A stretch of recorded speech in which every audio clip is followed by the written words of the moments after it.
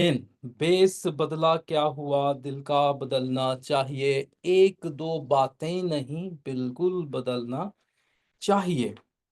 यही बात आज हम कलाम मुक़द्दस में से भी सीखेंगे।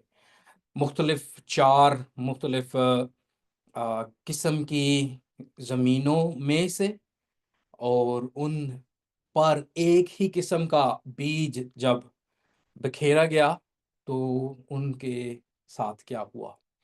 आएँ हम मसीह की इस तमसील से सीखने जाएँगे, तो मैं आपके सामने इस बीज बोने वाले की तमसील की जो पूरी लिखी गई है, इस 20 आयत को पढ़ूँगा। उम्मीद है आप फ़ॉलो करेंगे। स्क्रीन के ऊपर आपके लिए आयत मौजूद हैं। कलाम मुक़द्दस में लिखा है, फिर फिर झील के किनारे तालीम देने लगा और उसके पास ऐसी बड़ी भीड़ जमा हो गई कि वो झील में एक कश्ती में जा बैठा और सारी भीड़ खुशकी पर झील के किनारे रही। और वो उनको तमसीलों में बहुत सी बातें सिखाने लगा और अपनी तालीम में उनसे कहा, सुनो। बराए करम इसको गौर से लफ्ज को याद रखिएगा, सुनो। इसके ऊपर हम तशरीह करेंगे। देखो, एक बोने वाला बीज बोने निकला और बोते वक़्त यूँ हुआ कि कुछ राह के किनारे गिरा और परिंदों ने आकर उसे चुग लिया। और कुछ पथरीली ज़मीन पर गिरा, जहाँ उसे बहुत मिट्टी ना मिली और गहरी मिट्टी ना मिलने के सबब से जल्द उग गया। और जब सूरज निकला तो जल गया और जड़ ना होने की सबब से सूख गया। और कुछ झाड़ियों में गिरा और झाड़ियों ने बढ़कर उसे दबा लिया और वो फल ना लाया। और कुछ अच्छी जमीन पर गिरा और वो उगा और बढ़कर फला, और कोई 30 गुना, कोई 60 गुना, कोई 100 गुना। फिर उसने कहा, जिसके सुनने के कान हो वो सुन ले। दोबारा मसीह ने जिक्र किया सुनने के बारे में। जब वो अकेला रह गया तो उसके साथियों ने उन 12 समेत उस उससे इन तमसीलों की बाबत पूछा। उसने उनसे कहा, तुमको खुदा की बादशाही का भेद दिया गया है, मगर उनके लिए जो बाहर हैं सब बातें तमसीलों में होती हैं। वजह क्या है? वो पुराने यादनामा से मसीह यीशु कोट करते हैं, ताकि वो देखते हुए देखें और मालूम ना करें, और सुनते हुए सुने और ना समझें। ऐसा ना हो कि वो रजू लाएं और माफी पाएं। 13वीं आयत, फिर उसने उनसे कहा, क्या तुम ये तमसील नहीं समझे? फिर सब तमसीलों को क्यों कर समझोगे? बोने वाला कलाम बोता है जो राह के किनारे है, जहां कलाम बोया जाता है। ये वो है, जब उन्होंने सुना तो शैतान फिर आकर उस कलाम को जो उनमें बोया गया था उठा ले जाता है। और इसी तरह जो पथरीली जमीन में बोए गए, ये वो हैं जो कलाम को सुनकर फिल खुशी से कबूल कर लेते हैं और अपने अंदर जड़ नहीं रखते, बल्कि चंद रोजा हैं। फिर जब कलाम के सबब से मुसीबत या जुल्म बर्पा होता है, तो फिल ठोकर खा खा खाते हैं। और जो झाड़ियों में बोए गए वो और हैं। ये वो हैं जिन्होंने कलाम तो सुना, वो दुनिया की फिक्र और दौलत का फरेब और चीजों का लालच दाखिल होकर कलाम को दबा देते हैं, और वो बेफल रह जाता है। और जो अच्छी जमीन में बोए गए, ये वो हैं जो कलाम को सुनते और कबूल करते और फल लाते हैं, कोई 30 गुना, कोई 60 गुना और कोई 100 गुना। खुदावंद के पाक कलाम के पढ़े और सुने जाने के वसिला से हमें बरकत मिले। जी भाइयों और बहनों, आज हम मरकस की अंजील उसके चौथे बाब की तफसीर करने जा रहे हैं। लेकिन इससे पहले हम तफसीर करें, हम सियाको सबाक और थोड़ा सा पीछे चलेंगे, ताकि हम समझ सकें कि हम क्या पढ़ आए हैं, क्या हो चुका है। क्योंकि अगर हम पिछली बातों को याद नहीं रखेंगे, تو اس تمثیل کو سمجھ نہیں پائیں گے، اور اس کی وجہ میں آپ کو سیاق و سباق کے اینڈ پہ بتاؤں گا کہ کیا وجہ تھی میں سیاق و سباق کو پیش کر رہا ہوں۔ مرکز کی انجیل کا آغاز پہلی آیت سے ہوتا ہے اور بتایا جاتا ہے کہ یسوع مسیح ابن خدا کی خوشخبری کا آغاز، اور ساتھ ہی یہ سایہ نبی کی پیشن گوئی بتائی جاتی ہے کہ مسیح یسوع کون ہے؟ یہوہ خداوند۔ اسی کے ساتھ آپ کو پتہ چلتا ہے جب حضرت یحییٰ انہیں بپتسمہ دیتے ہیں تو مسیح یسوع جب پانی سے نکلتے ہیں تو کبوتر روح القدس جو ہے وہ ان کے اوپر ٹھہرتا ہے، آسمان سے آواز آتی ہے، یہ میرا پیارا بیٹا ہے، اس سے میں خوش ہوں۔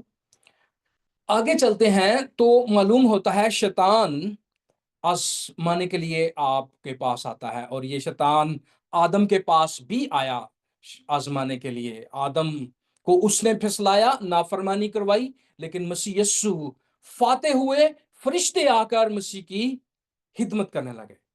اب آگے چلتے ہیں تو مسیح شفا دیتے ہیں، مسیح اختیار کے ساتھ شفا دیتے ہیں، مسیح اختیار کے ساتھ تعلیم دیتے ہیں۔ ہم نے تعلیم کے بارے میں تیسرے باب کی تفسیر کرتے ہوئے بتایا تھا کہ تعلیم سے کیا بات ظاہر ہوتی ہے، آج بھی ہم اس کے اوپر تھوڑی سی روشنی ڈالیں گے۔ پھر آگے چلتے ہیں تو مسیح یسوع اپنے بارے میں بڑے واشگاف الفاظ میں دو القاب اپنے بتاتے ہیں۔ یہ لقب آپ کو اس انجیل میں 14 بار نظر آئے گا مسیح یسوع اپنے بارے میں کہتے ہوئے، اور یہ لقب کیا ہے؟ ابن آدم۔ ابن آدم کی تشریح ہم نے دانیل نبی کی کتاب اس کے 7ویں باب میں سے کر آئے ہیں، اور یہاں مسیح یسوع ان لوگوں کو بتاتے ہیں کہ میں ابن آدم ہوں۔ کیوں؟ کیونکہ وہ چاہتے ہیں کہ مسیح نے کہاں کہا کہ میں خدا ہوں؟ انہوں نے پوچھا مسیح نے کہاں کہا میں خدا ہوں؟ تو یہاں پر مسیح واضح طور پر ان کو جواب دیتے ہیں جو لوگ پوچھتے ہیں مسیح کیا خدا ہے، تو مسیح کہتے ہیں کہ تم جانو کہ ابن آدم کو زمین پر گناہ معاف کرنے کا اختیار ہے۔ اگر آپ تیسرے چیپٹر کی اس سیاق و سباق کو دیکھیں تو وہاں پر وہ سمجھتے ہیں کہ صرف گناہ معاف کرنے کا اختیار خدا کو ہے، اور معجزہ اس بات کو ثابت کرتا ہے کہ جو مسیح نے دعویٰ کیا وہ پورا ہوا۔ پھر اس کے ساتھ ہی ہم دیکھتے ہیں کہ مسیح یسوع اپنے آپ کو فرماتے ہیں کہ میں سبت کا مالک ہوں۔ ابن آدم سبت کا مالک ہے۔ اب تک ہم نے ان دو القاب کو استعمال کرتے ہوئے مسیح کو دیکھا، اب مسیح پھر سبت کا مالک ہوتے ہوئے کہتے ہیں۔ تو کیا مراد ہے؟ کس نے سبت دیا؟ کس نے 10 حکم ہمیں شریعت میں دیے؟ خدا نے۔ اور مسیح یہاں پر واشگاف الفاظ پر جنہوں نے شریعت کو رٹا ہوا تھا ان کو بتاتے ہیں، اور نتیجہ کیا ہوتا ہے؟ وہ مسیح کو ہلاک کرنا چاہتے ہیں۔ اس کے لیے انہوں نے مسیح کو بازبول کہا، انہوں نے مسیح کے اوپر سوال کرنے شروع کیے کہ روزے کے بارے میں اور نیک کاموں کے بارے میں، اور طرح طرح کے جو ہے وہ سوال کیے گئے تاکہ مسیح کو پھسلایا جائے۔ بازبول کا یہ ہلاک کرنے کے پلان کے بعد پہلا اٹیک تھا، جہاں پر وہ چاہتے تھے کہ لوگ سنسار کریں۔ وہ مسیح کے سامنے یا اس کے منہ پہ آ کے یہ نہیں کہتے کہ وہ شیطان کی مدد سے بدروحوں کو نکالتا ہے، بلکہ وہ لوگوں میں یہ جھوٹ جو ہے وہ پھیلانا شروع کرتے ہیں اور معلوم ہوتا ہے۔ اور یہاں پر اب ہم آتے ہیں جہاں پر ہم مسیح کو تمثیل دیتے ہوئے دیکھتے ہیں۔ یہاں پر اب مسیح تمثیل کیوں دے رہے ہیں؟ اس کی وجہ یہاں پر 3 طرح کے اب لوگ آپ دیکھ سکتے ہیں۔ مسیح کے شاگرد ہیں جو مسیح کی تابعداری اور فرمانبرداری کر رہے ہیں، بھیڑ ہے جو اپنے مفاد کے لیے آئی ہے نہ کہ مسیح کی پیروکاری کرے، اور تیسری بھیڑ وہ مذہبی عالم ہیں جو سخت دل ہوئے ہیں، ان کے دل پتھریلے ہیں، جس طرح مسیح نے تمثیل میں کہا۔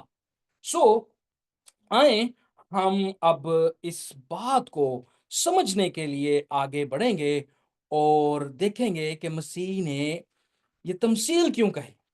क्योंकि ये बड़ी अहम बात है, तमसीलों में मसीह ने तालीम क्यों दी। अक्सर आपके शायद ज़हन में जब आप अंजील मुक़द्दस पढ़ रहे हैं हों, तो तमसील पढ़ रहे हों, तो आपके ज़हन में सवाल आया होगा कि मसीह ने तमसील में तालीम क्यों दी?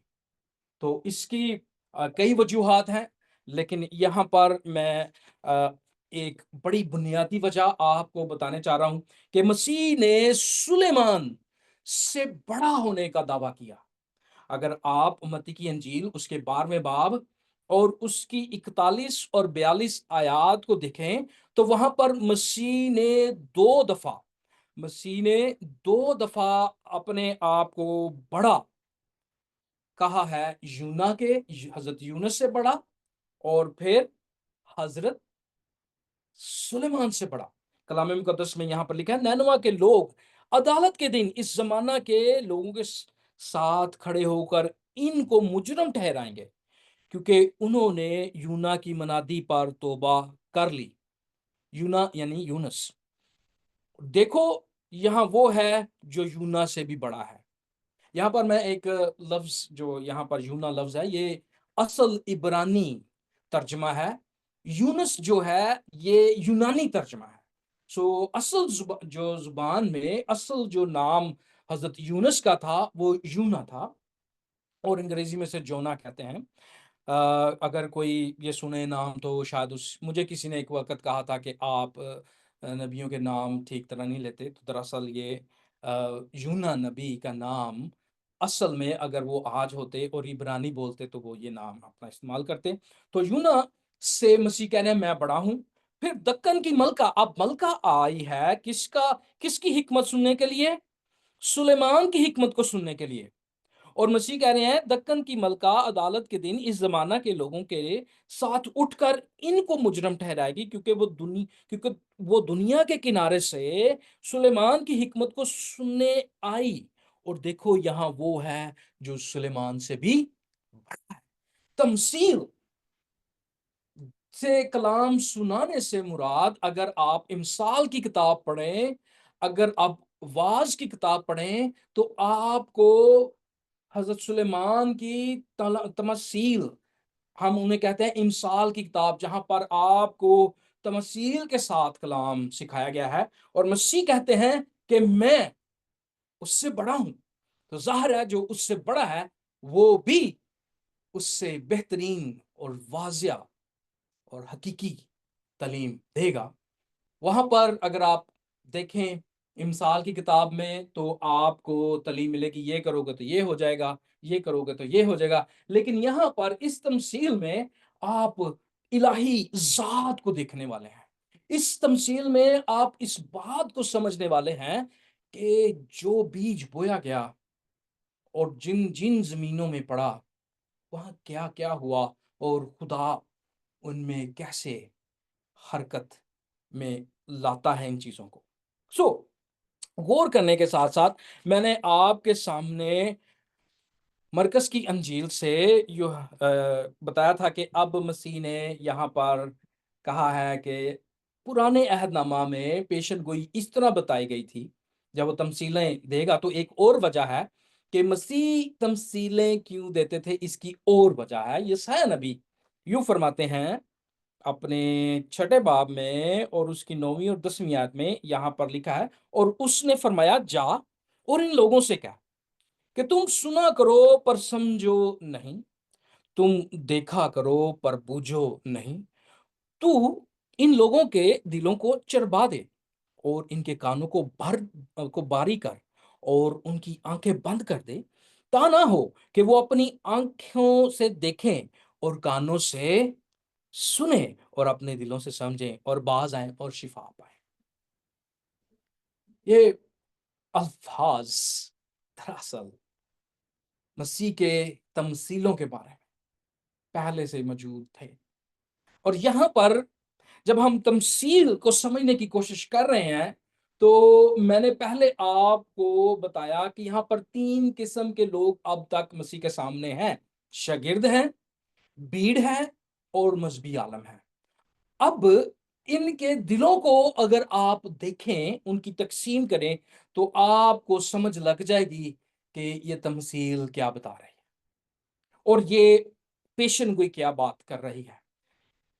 اور یہاں پر تمثیل میں جب کلام کی بات کی جاتی ہے تو 13ویں آیت میں اور 10ویں آیت میں شاگردوں کو اس تمثیل کی سمجھ دی جاتی ہے۔ وہ ہی آ کے پوچھتے ہیں کہ ہمیں اس تمثیل کی سمجھ دیں، ہمیں پتہ نہیں کیوں، کیونکہ مسیح نے یہ تمثیل بے شک بھیڑ میں سکھائی، لیکن اس کا مقصد جو تھا وہ شاگردوں کو سکھانا تھا۔ یہ بڑی ضروری بات ہے۔ کیوں؟ کیونکہ بھیڑ میں یہ ساری زمین، 4 قسم کی زمین بھیڑ میں موجود تھی، اور مسیح کے شاگرد سوچ رہے تھے کیا بات ہے، ہمارے خداوند کے پاس 80 کلومیٹر سے دوری کے سفر کر کے لوگ، کوئی اپنے بیل پر، کوئی اپنے گدھے پر، کوئی اپنے گھوڑے پر، کوئی پیدل سفر کر کے مسیح کے پاس آیا ہے، اور یہ ساری بڑی بھیڑ یہاں پر ٹکی ہوئی ہے، تو ہمارے خداوند کی، ہمارے استاد کی تو کیا ہی شان ہے، کیا ہی زبردست ہے کہ یہ ساری بھیڑ اس کے پیچھے ہے اور اس کے پیچھے آ رہی ہے۔ لیکن مسیح سکھانا چاہتے ہیں اپنے شاگردوں کو کہ اپنے ذہنوں میں جو پلاؤ تم بنا رہے ہو، اس کو بند کرو، اس کو بند کرو۔ کیوں؟ کیونکہ جو بات میں آج تمہیں سکھا رہا ہوں، یہ زمین ایک ہی ہے جس میں سے پھل آئے گا، باقی 3 مختلف زمینیں جو ہیں ان میں سے پھل نہیں آئے گا، یہ ساری بھیڑ میرے پیچھے نہیں آئے گی۔ مسیح جانتا تھا اس بات کو، شاگرد نہیں جانتے تھے، ان کو اس نے سکھانا تھا۔ یہاں پر جب ہم بھیڑ کے بارے میں سیکھتے ہیں تو ہمیں پھر یہی بات دوبارہ سکھائی جاتی ہے کہ وہ بھیڑ ملی جلی تھی، اور یہی بھیڑ ہمیں ملی جلی جو ہے مثل موسیٰ کی بھیڑ کے ساتھ ہمیں نظر آتی ہے۔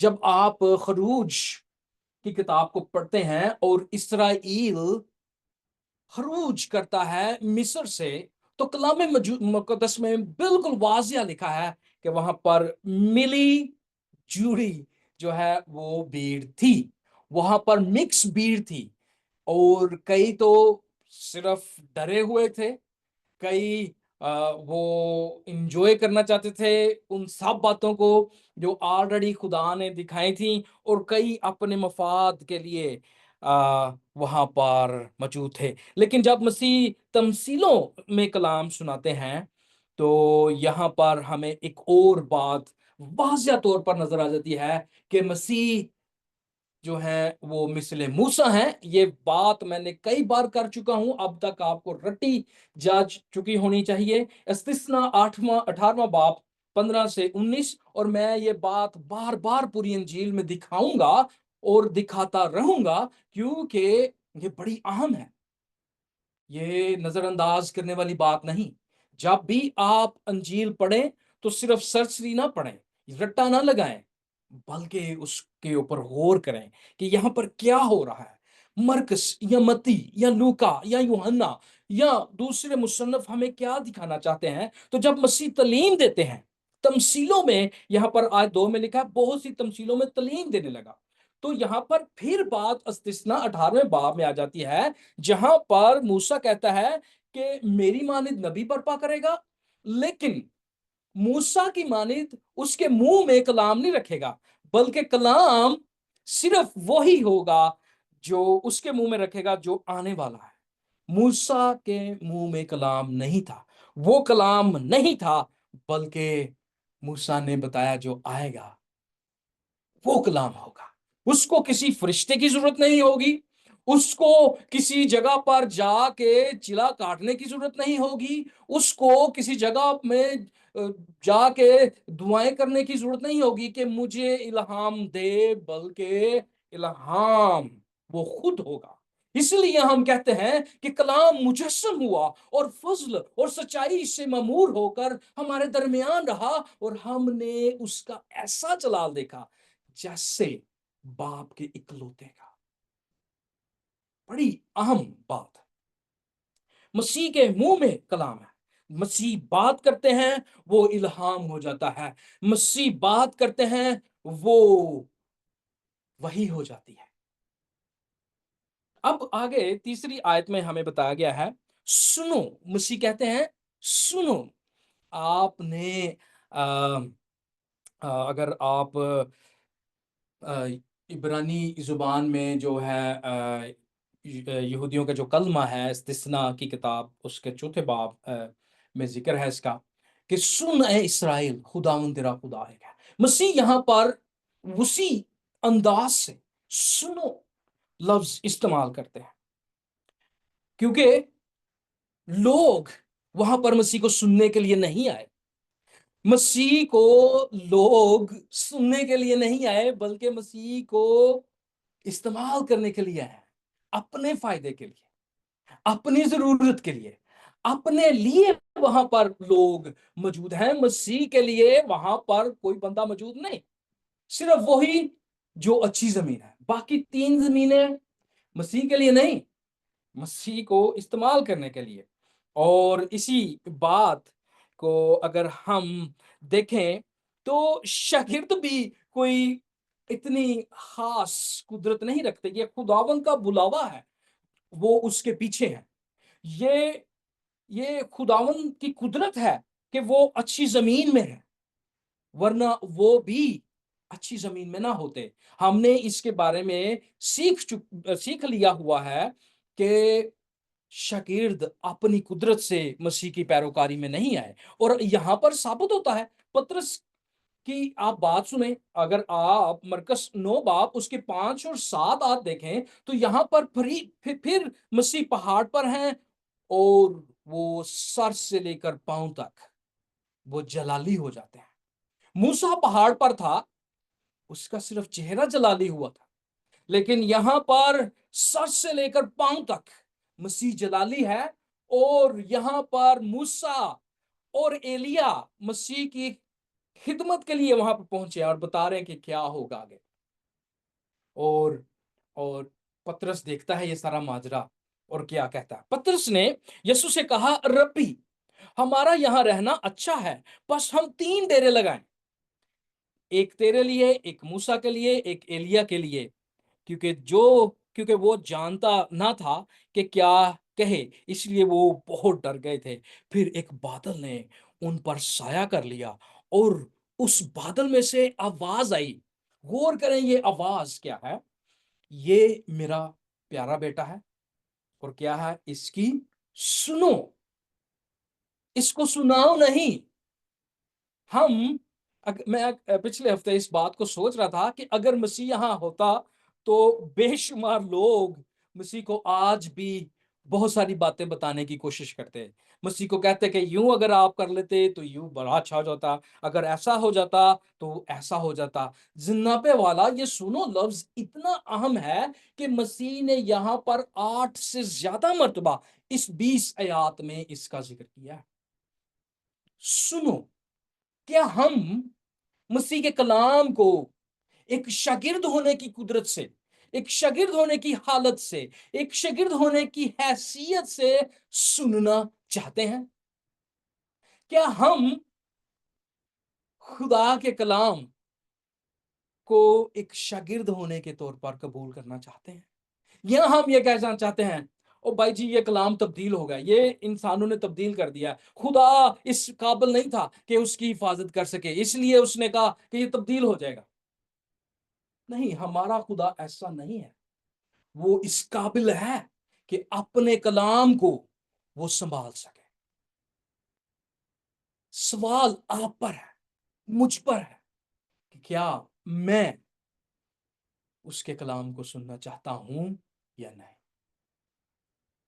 اور یہی بات ہم آگے سیکھ رہے ہیں 4 زمینوں میں کہ وہاں پر کس قسم کے لوگ تھے۔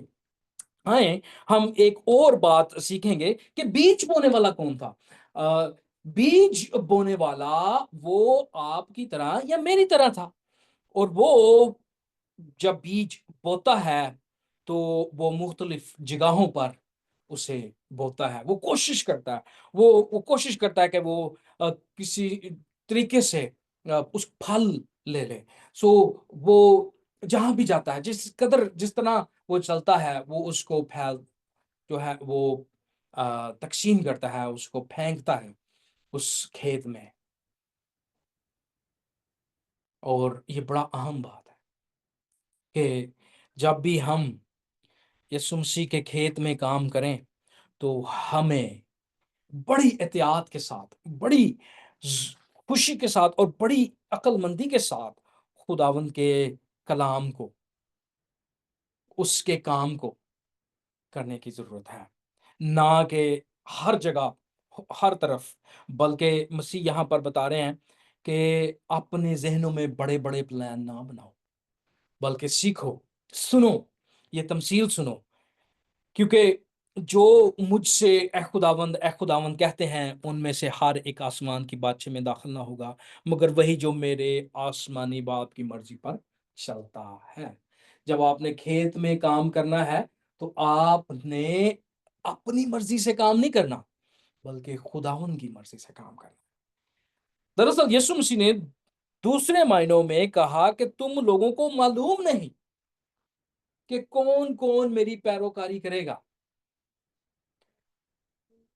بھیڑ کے دیکھ کے انسان کون کون نہیں خوش ہوتا کہ ہمارے مالک کے پیچھے اتنی بڑی بھیڑ، کون خوش نہیں ہوگا اس بات کو دیکھتے کہ جہان مسیح کا پیرو ہو گیا، کون نہیں دیکھے خوش ہوگا، لیکن مسیح دراصل انہیں سکھانا چاہتے ہیں، دکھانا چاہتے ہیں کہ یہ جو آج بھیڑ مجھے خداوند اے خداوند کہتی پھرتی ہے، یہ ساری میرے پیچھے نہیں آئی، اور وہی آئے گا جو خداوند کی مرضی پر چلے گا۔ اس لیے ہم جو بھیڑ کو دیکھ کر خوش ہونے والے ہیں، ہمیں خداوند کی بات کو سننا ہے۔ ہم جو بھیڑ کو دیکھ کر خوش ہونے والے ہیں اور کہنے والے کہ سارے پیچھے آ رہے ہیں، لیکن ہمیں اس بات کو جاننا ہے کہ کیا وہ خدا کی مرضی پوری کر رہے ہیں، کیا ہم خدا کی مرضی پوری کریں، سو اس بات کو دیکھنا ہے۔ سو جب بھی ہم بیج بکھیریں تو ہمیں جاننا ہے کہ کس زمین میں ہم بیج بکھیر رہے ہیں، کیا یہ خدا کی مرضی والی زمین ہے یا نہیں۔ آئے ہم اب ان چار جو زمینیں ہیں جن کے بارے میں ہم بات کر چکے، ان کے بارے میں بات کریں گے کہ یہ کون سی زمین ہے، اس کی کیا تفسیر ہے، کیا مقصد تھا مسیح کا۔ تو آیت نمبر 4 اور 15 یہاں پر آپ کو دیکھیں گے، یہاں پر مسیح واضح طور پر اس کی وہ تمثیل کرتے ہیں اور پھر اس کی تشریح کرتے ہیں۔ یہاں پر لکھا ہے راہ کے کنارے یہ والی زمین ہے، اب راہ کے کنارے جو گرے اس کے بارے میں یوں مسیح نے فرمایا، اور جو بوتے وقت یوں ہوا کہ کچھ راہ کے کنارے گرا اور پرندوں نے آ کر اسے چگ لیا۔ اب یہاں پر راہ کے کنارے سے کیا مراد ہے اور پرندوں سے کیا مراد ہے، یہاں پر مسیح نے اس کی بڑی واضح اور آسان تشریح فرما دی۔ آیت نمبر 15 میں لکھا ہے، اور جو راہ کے کنارے ہیں جہاں کلام بویا جاتا ہے، یہ وہ ہیں جب انہوں نے سنا تو شیطان فی الفور آ کر اس کلام کو جو ان میں بویا گیا تھا اٹھا لے جاتا ہے۔ یہ وہ لوگ ہیں جو کلام کو قبول ہی نہیں کرتے سراسر۔ یہاں پر یہ ایسی زمین ہے جو پکڈنڈی، جسے کھیتوں کے درمیان جو سفر لوگ چلتے ہیں اسے پکڈنڈی کہتے ہیں، اور یہاں پر لوگ چلتے چلتے چلتے چلتے اتنی زیادہ یہ سخت زمین ہو جاتی ہے کہ یہ ایک حساب سے روڈ بن جاتا ہے، پانی بھی اسے خراب نہیں کر پاتا۔ تو اس کو خدا کے خادموں نے کہا کہ یہ وہ سخت زمین ہے جس کے بارے میں مسیح بات کر رہے ہیں، کہ کھیتوں میں جو راستہ ہوتا ہے یہ وہ والی جگہ پر یہ زمین، یہ بیج گرا ہے، یہ سخت ہے، ایسا شخص ہے جو ضدی، غیر تربیت پذیر ہوتا ہے، اور وہ بڑی ہٹ درمی کے ساتھ منجی کے کلام کو قبول نہیں کرتا، بلکہ کلام کو شیطان چرا لیتا ہے۔ اور یہ ایسا گناہگار ہے جو کلام کو اثر پذیر نہیں ہونے دیتا، یہ سننا ہی نہیں چاہتا، یہ یہ کہتا ہے کہ یہ مسیح کا کلام اب ضرورت کے لیے نہیں ہے، یہ اب کارآمد نہیں ہے، یہ خراب ہو چکا ہے، اس میں تبدیلیاں آ چکی ہیں، یہاں پر ہم نہیں ٹھہر سکتے، یہ کلام اب میرے لیے نہیں ہے۔ یہ ایسا وہ شخص ہے۔ یہاں پر متی 13:19 میں بڑا واضح اس کے بارے میں لکھا ہے، جب کوئی بادشاہی کا کلام سنتا ہے اور سمجھتا نہیں، دراصل سمجھتا کیوں نہیں کہ اس کے ذہن میں پہلے ہی سے وہ سمجھ چکا ہے کہ انجیل قابل قبول نہیں، وہ پہلے ہی سے مسیح کو رد کر چکا ہے، اپنے دل میں منہ سے وہ کہتا رہتا ہے کہ میں مسیح سے محبت رکھتا ہوں، لیکن وہ اپنے دل میں مسیح کو چھوڑ چکا ہے، اس کو رد کر چکا ہے۔ یہاں پر واضح لکھا ہے، جب کوئی بادشاہی کا کلام سنتا اور سمجھ، وہ شریر آ کر چھین لے جاتا ہے، یہ وہ ہے جو راہ کے کنارے بویا گیا۔ یہ پیغام سننے والے کے دل میں سے زیادہ نہیں اتر پاتا، یہ جگہیں بھی نہیں جہاں پر آپ تھوڑا سا سوراخ دیکھ سکیں اس رستے میں، کیونکہ چل چل کے یہ رستہ اتنا سخت ہو گیا ہے، اور اس کو تفسیر کرنے والے یوں کہتے ہیں کہ یہ ایسے شرح کے عالم لوگ ہیں جنہوں نے روایتوں کو، جنہوں نے اپنی تشریحات کو خدا کے کلام سے زیادہ بنا لیا ہے، اور وہ سمجھتے ہیں کہ خدا کا کلام اب قابل تشریح نہیں بلکہ ہماری روایات ہیں، اور اس کی ہم نے دیکھی مثال اسی انجیل میں مسیح کے اوپر روزے کی حالت میں انہوں نے جو ہے وہ سوال کیا، پھر اس کے ساتھ انہوں نے سوال کیا سبت کے بارے میں۔ دونوں باتوں کو ہم نے جب دیکھا اور اس کو انجیل مقدس اور بائبل مقدس میں سے پرکھا، تو ہم نے دریافت کیا کہ یہ تو مذہبی عالموں کی اپنی تشریحات تھی۔ کلام مقدس میں سبت کے بارے میں اور روزے کے بارے میں جو وہ تشریح کر رہے تھے، وہ تو ایسے نہیں تھا، اور یہ وہی بات ہے، یہ وہی مذہبی عالم ہیں جن کو مسیح سکھاتے ہیں کہ وہ کیا کر رہے ہیں۔ ہم آگے بڑھتے ہیں اور پتھریلی زمین کے بارے میں ہم بات کرتے ہیں کہ پتھریلی زمین سے ہم کیا سیکھتے ہیں، اور یہاں پر آیت 5 اور 6 اور 16ویں اور 17ویں میں مسیح نے اس کی تشریح کی۔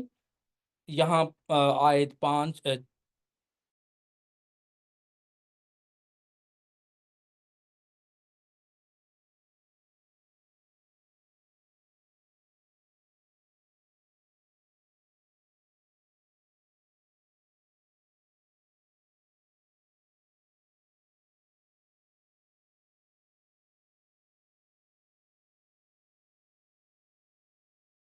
اور اسی طرح جو پتھریلی زمین میں بوئے گئے، یہ وہ ہیں جو کلام کو سن کر فی الفور خوشی سے قبول کر لیتے ہیں، یہ بڑی جلدی سے مسیح کو قبول کرتے ہیں اور اپنے اندر جڑ نہیں رکھتے، ان کے پاس کوئی وجہ نہیں ہوتی، بس ٹھیک ہے ٹھیک ہے، ان کے بلکہ چند روزہ ہوتے ہیں، پھر جب کلام کے سبب سے مصیبت یا ظلم برپا ہوتا ہے تو فی الفور ٹھوکر کھاتے ہیں اور مسیح کو چھوڑ دیتے ہیں، خدا کے کلام کو رد کر دیتے ہیں۔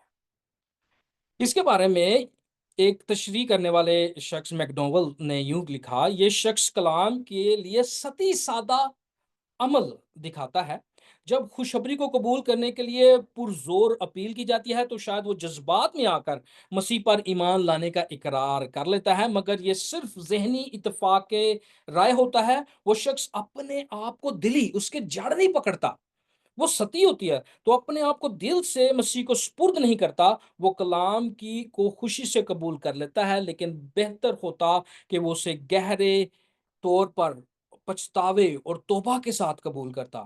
کچھ عرصہ تک تو وہ بڑی خوشی اور جوش و خروش کے ساتھ چلتا ہے، مگر جب اپنے ایمان کے سبب سے مصیبت، ظلم، اظہار ثانی، مسیح پر ایمان لانے کی وجہ سے اس کو سوال کیے جاتے ہیں، اس پر ایذا کی جاتی ہے، تو وہ مسیح کو چھوڑ کر بھاگ جاتا ہے۔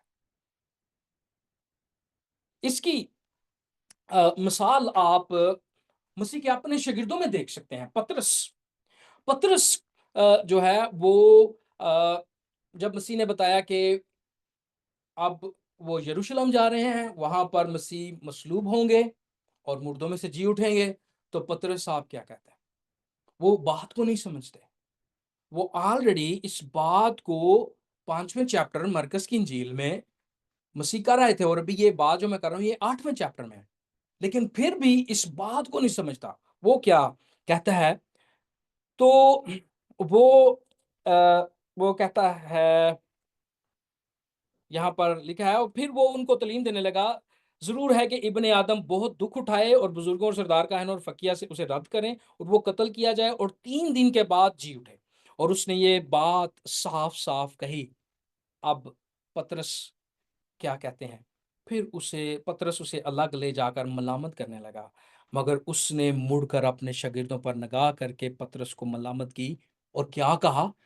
اے شیطان، میرے سامنے سے دور ہو، کیونکہ تو خدا کی باتوں کا نہیں بلکہ آدمیوں کی باتوں کا لحاظ کرتا ہے۔ یہاں پر ایک بات واضح ہے، جو بھی مسیح کی صلیبی موت اور مردوں میں سے جی اٹھنے کا انکار کرتا ہے، مسیح پطرس کی طرح اس کو کہتا ہے کہ اے شیطان مجھ سے دور ہو۔ اور اس کی وجہ کیا ہے؟ انسانوں کی باتوں کا لحاظ کیا جا رہا ہے لیکن خدا کی بات کا نہیں۔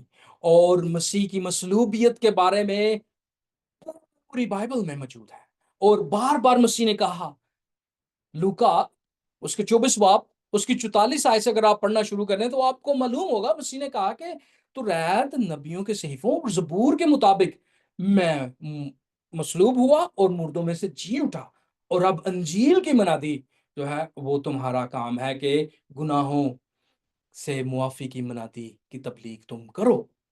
لیکن لوگ اس کو رد کر دیتے ہیں بڑی آسانی سے۔ یہاں پر پطرس بھی جو بھی مسیح کا شاگرد ہونے کے لیے آیا ہے، وہ بھی ابھی سطحی طور پر ہے، وہ بھی ابھی لوگوں کا لحاظ کر رہا ہے اور وہ اپنے ایمان کو سرسری دیکھ رہا ہے۔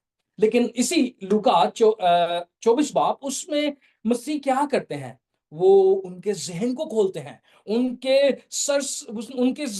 پتھریلی زمین کو مسیح یسوع چاک کر دیتے ہیں اور اس میں اپنے کلام کو بوتے ہیں۔ پھر وہاں پر کیا لکھا ہے کہ جب مسیح نے ان کے ذہن کھولے تاکہ وہ کتاب مقدس کو سمجھے، مسیح کو اپنے شاگردوں کے ذہن کھولنے پڑے۔ یہاں پر بالکل بات واضح آج ہمارے لیے بھی ہے کہ ہم نے جب مسیح کو قبول کیا تو ہم نے وہ گیت، میں نے آپ کو کہا تھا کہ غور سے سنیے گا، بیس بدلا کیا ہوا دل کا بدلنا چاہیے۔ وہاں پر وہ پطرس مسیح کے پیچھے چل رہا ہے اس کے شاگرد ہوتے ہوئے، بیس بدلا ہوا ہے، لیکن دل کیا اس کا بدلا ہوا ہے؟ کیا وہ دل سے مسیح کو سمجھ رہا ہے کہ مسیح کون ہے؟ اس کے بارے میں مسیح بتاتے ہیں کہ اس کو کس قسم کا ہونا چاہیے، اس کی ضروریات، اس کی باتیں، مسیح کی کون پیروی کرے گا اور کیسا وہ شخص ہوگا۔ اس کے لیے مرکز اسی باب 8ویں باب سے 34 سے لے کے 38 تک ہم دیکھتے ہیں کہ مسیح کہتے ہیں اپنی خودی کا انکار کرو، اپنی صلیب اٹھاؤ، اپنی ساری فکریں مجھ پر چھوڑ دو، میرے پیچھے آؤ۔ اگر تم میرا انکار کرو گے، جس طرح پطرس کر رہا ہے، جب لوگ سوال کرتے ہیں مسیح کی مصلوبیت پر تو پطرس کہتا ہے کہ نہیں نہیں خداوند ایسا نہ ہو، تو وہ انسانوں کی خیال کر رہا ہے۔ تو مسیح کہتا ہے کہ اگر یہاں پر تم زناکار اور خطا کار لوگوں کی باتوں کی وجہ سے مجھ سے شرماؤ گے، تو جب میں آؤں گا اپنے جلال میں دوبارہ تو تم سے شرماؤں گا اور کہوں گا کہ اے ریاکار مجھ سے دور ہو۔ آئے ہم آگے بڑھیں اور تیسری جو زمین ہے، کچھ بیج جاڑیوں میں گرا، اس کے بارے میں پڑھیں گے۔ یہاں مرکز 4:7 میں مسیح نے اس کی تمثیل دی اور تشریح ہے 18ویں اور 19ویں آیت میں۔ یہاں پر آپ دیکھ سکتے ہیں اسکرین پر، اور کچھ جاڑیوں میں گرا اور جاڑیوں نے بڑھ کر اسے دبا لیا اور وہ پھل نہ لایا۔ ٹھیک ہے جی، یہ جاڑیوں میں گرا ہے اور وہ بڑا ہے، اس نے اس میں جڑ پکڑی گئی ہے، اس میں وہ تناور ہوا ہے، لیکن کچھ جھاڑیاں ہیں اس کے ارد گرد، اور وہ آ، پھل نہیں لا سکا۔ یہ جھاڑیاں کس قسم کی ہیں یہاں پر بتایا گیا ہے؟ جو جھاڑیوں میں بوئے گئے وہ اور ہیں، یہ وہ ہیں جنہوں نے کلام سنا اور دنیا کی فکر، دولت کا فریب اور چیزوں کا لالچ دخل ہو کر کلام کو دبا دیتے ہیں اور وہ بے پھل رہ جاتے ہیں۔ مکڈوول صاحب کہتے ہیں ان لوگوں کا آغاز بھی بڑا ہونہار ہوتا ہے، بظاہر وہ سچے ایماندار ہوتے ہیں، مگر جب وہ اپنے کاروبار، دنیاوی فکروں اور امیر ہونے کی حرص میں گرفتار ہو جاتے ہیں تو روحانی باتوں کی دلچسپی نہیں رکھتے۔ اس کی مثال ہم نے پچھلے خطبات میں دیکھی تھی۔ ایک فقی متی کی انجیل 8ویں باب اور اس کی 9ویں اور 20ویں آیت میں آتا ہے اور کہتا ہے کہ میں تیرے پیچھے چلوں گا، اور مسیح اسے کیا جواب دیتے ہیں؟ مسیح اسے صاف جواب دیتے ہیں کہ لومڑیوں کے تو بٹ ہوتے ہیں لیکن ابن آدم کے سر دھرنے کی بھی جگہ نہیں۔ جناب والا، آپ میرے پیچھے آنا چاہتے ہیں لیکن میرے پاس تو کچھ نہیں، آپ مجھ سے کیا حاصل کرنا چاہتے ہیں؟ کیونکہ مسیح دلوں کے حال جانتا تھا اور اسے معلوم تھا کہ یہ شخص میرے پیچھے کیوں آنا چاہتا ہے۔ کیا آج ہم مسیح کے پیچھے اس لیے آنا چاہتے ہیں کہ کچھ حاصل ہو؟ اگر آپ اس توقع سے ہیں تو بات بڑی خراب ہے، بات بڑی خطرناک ہے، اور آپ کو اس کے بارے میں دوبارہ سوچنا چاہیے۔ اس کے بارے میں آپ متی 19 باب میں دیکھ سکتے ہیں، لیکن ہم پہلا تیموتھیوس اس کے 6 باب کی 10ویں آیت کو پڑھیں گے۔ یہاں پر لکھا ہے کیونکہ زر کی دوستی ہر قسم کی برائی کی جڑ ہے، جس کی آرزو میں بعض نے ایمان سے گمراہ ہو کر اپنے دلوں کو طرح طرح کے غموں سے چھلنی کر لیا۔ ایک جگہ سے ہم گزرتے تھے اور وہ جگہ جو گھر تھا وہ بڑا عالیشان تھا، لیکن اس کے گیٹ کے اوپر ایک نوٹس لکھا ہوا تھا، اور وہ اس نوٹس پہ کیا لکھا تھا کہ سکون یہاں بھی نہیں۔ روپیہ پیسہ، دن دولت، کاروبار آپ کو سکون نہیں دے گا۔ سکون صرف مسیح یسوع میں ہی آپ پائیں گے، جو یہ کہتا ہے کہ اے بوجھ کے دبے تھکے ماندے لوگوں میرے پاس آؤ، کیونکہ میرا جوا ملائم اور میرا بوجھ ہلکا ہے۔ میں اپنا اطمینان تمہیں دیے جاتا ہوں، ویسا نہیں جیسا دنیا دیتی ہے، بلکہ اپنا اطمینان۔ مسیح یسوع جانتے ہیں کہ آپ دنیا میں ہیں، اور اس کے بارے میں کہتے ہیں کہ میں تم بیڑوں کو گویا بیڑیوں کے درمیان بیچتا ہوں، لیکن خاطر جمع رکھو میں دنیا پر غالب آیا۔ اگر آپ اطمینان حاصل کرنا چاہتے ہیں تو پیسے خواہشات کو پورا کر کے نہیں ملیں گے۔ آپ کی خواہشات بڑھتی چلی جائیں گی، آپ کی فکریں بڑھتی چلی جائیں گی، لیکن پطرس اس کے 5ویں باب اور اس کی 6 اور 7ویں آیت بڑے واضح طور پر ہماری انکریجمنٹ کرتی ہے، کہتی ہے پس خدا کے کبھی ہاتھ کے نیچے فروتنی سے رہو، تاکہ وہ تمہیں وقت پر سر بلند کرے اور اپنی ساری فکر اس پر ڈال دو، کیونکہ اس کو تمہاری فکر ہے۔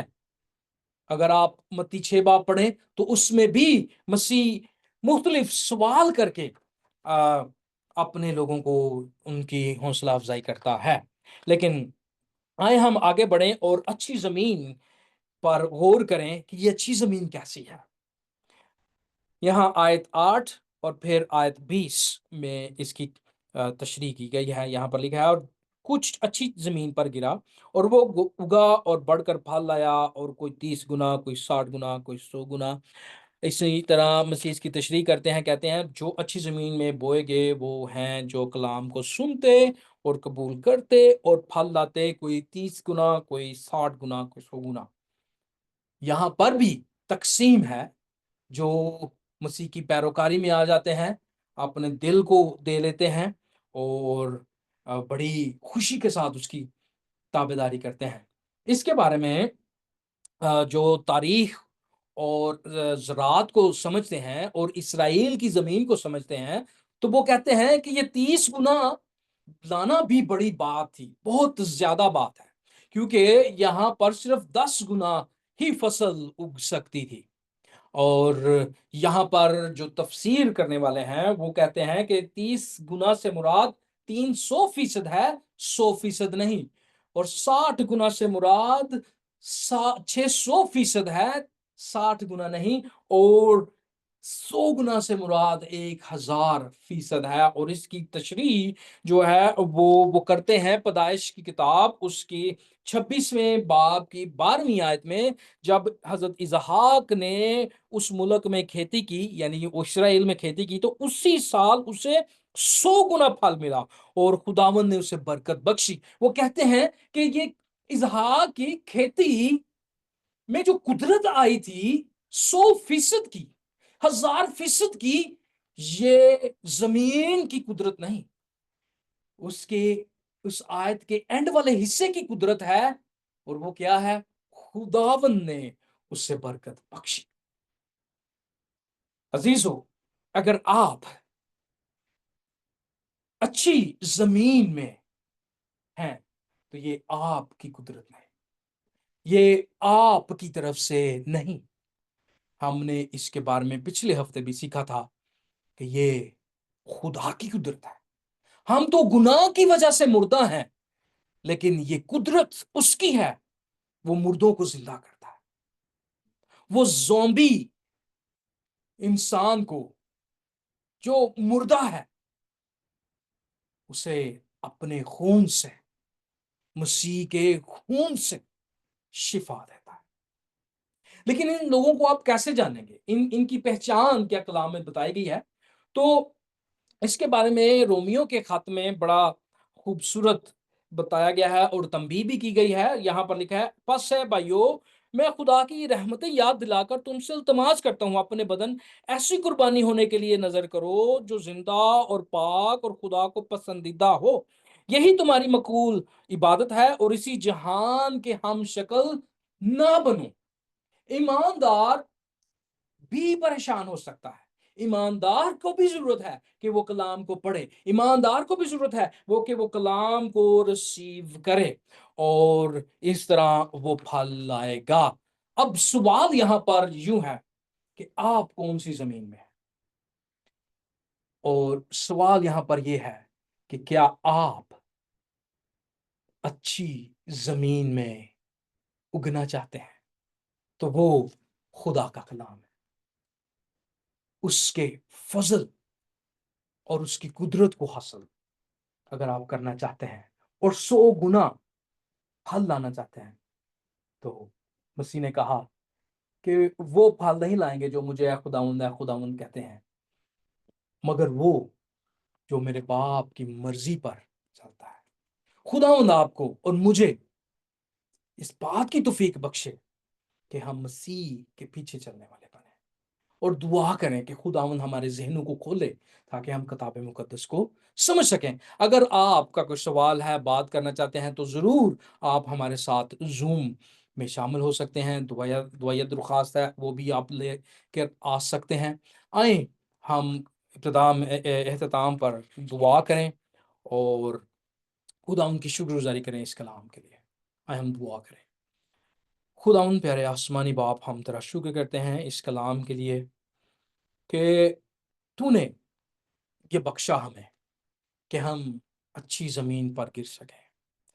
तूने है खुदा ना सिर्फ इस अच्छी ज़मीन में हमें गिराया, बल्कि तूने हमें जड़ बख्शी और हमें तौफीक बख्शी कि हम तनावर बन सकें और फल ला सकें। ये हमारी कुदरत नहीं, बल्कि ये तेरा फजल है जो तूने हमारी ज़िंदगी में किया। और तूने हमें बताया तमसील के वसीला से कि सब तेरे पीछे नहीं आएंगे, लेकिन वही जो अच्छी ज़मीन में गिरेंगे। खुदावंद तौफीक बख्श कि हम तेरे कलाम को और ज़्यादा बेहतर तौर पर समझें, सीखें और इस पर अमल करने वाले बन सकें। ये दुआ मांगते हैं यीशु मसीह